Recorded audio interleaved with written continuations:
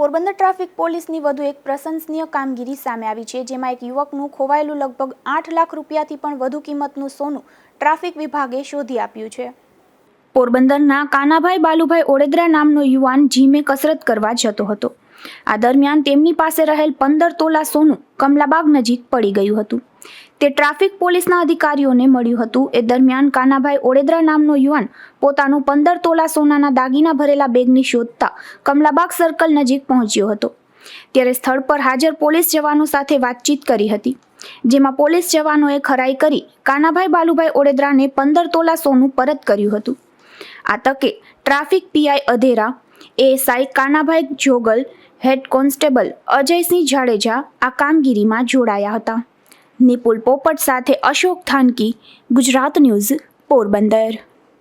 મારું નામ છે કાનાબાલુ ઓડેદરા ને હું ઘરેથી નીકળેલો જીમમાં જતો હતો। મારી પાસે એક બેગ હતી।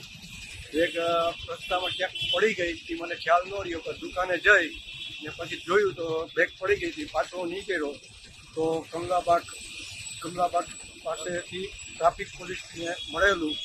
એ ટ્રાફિક પોલીસે મને આપેલું પાછું, એમાં રોકડ રૂપિયા હતા ને 15 તોલા સોનું હતું। એ મને મળી ગયું છે, એનો હું ખૂબ આભાર માનું છું અને ધન્યવાદ માનું છું ટ્રાફિક પોલીસનો, જેથી કરીને મારી વસ્તુ મને પાછી બધી મળી ગઈ છે।